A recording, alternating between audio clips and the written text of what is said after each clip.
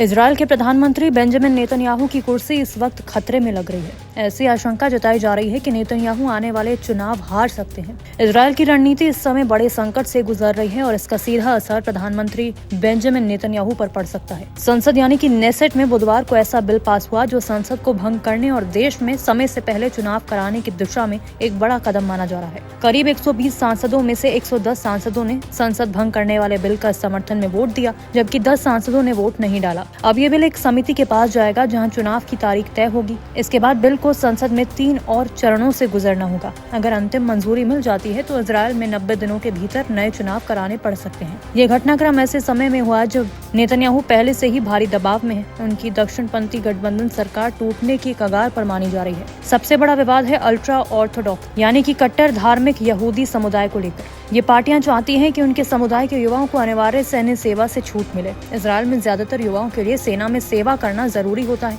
लेकिन धार्मिक दल लंबे समय से अपने समुदाय के लिए छूट की मांग करते रहे हैं। नेतन्याहू ने अपने सहयोगियों से कहा कि चुनाव के बाद इस पर कानून लाया जाएगा, लेकिन इससे धार्मिक दल नाराज हो गए। इसी कारण शास और यूनाइटेड टोरा जुडाइज्म जैसी पार्टियां जो हैं उन्होंने सरकार से दूरी बना ली है। इससे उनकी सरकार भी कमजोर हो गई। अब दूसरी तरफ विपक्ष भी लगातार हमला कर रहा है। वामपंथी नेता यार गोलान ने कहा कि आने वाले चुनाव अक्टूबर 7 इलेक्शंस होंगे। उनका इशारा 2023 में हुए हमास के हमले की तरफ था, जिससे इजरायल की सबसे बड़ी सुरक्षा विफलताओं में गिना जाता है। कई इजरायली नागरिक मानते हैं कि 7 अक्टूबर 2023 का हमला सुरक्षा एजेंसियों और सरकार की बड़ी नाकामी थी। उसी घटना के बाद इजरायल ने गजा पट्टी में बड़ा सैन्य अभियान शुरू किया, जिसने पूरे क्षेत्र को युद्ध की स्थिति में धकेल दिया। इस समय नेतन्याहू को कई मोर्चों पर चुनौतियों का सामना करना पड़ रहा है। पहला है गजा युद्ध, हिजबुल्लाह के साथ तनाव और ईरान के साथ टकराव।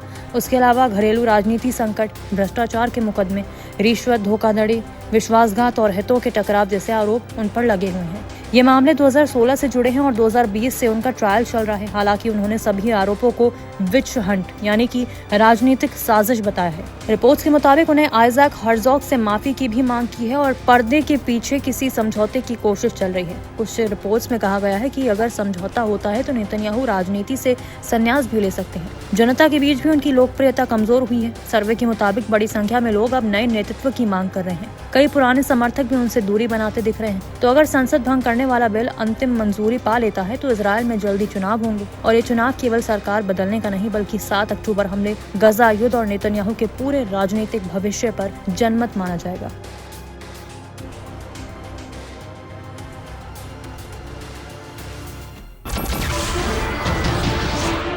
नमस्कार, मैं हूं मानक गुप्ता। अगर आपको हमारा ये वीडियो पसंद आया हो तो इसे लाइक और शेयर जरूर करें और हाँ, हमें सब्सक्राइब और फॉलो करना ना भूलें ताकि आप देश और दुनिया की कोई खबर मिस ना करें। तो जुड़े रहिए हमारे साथ और देखते रहिए न्यूज़ 24।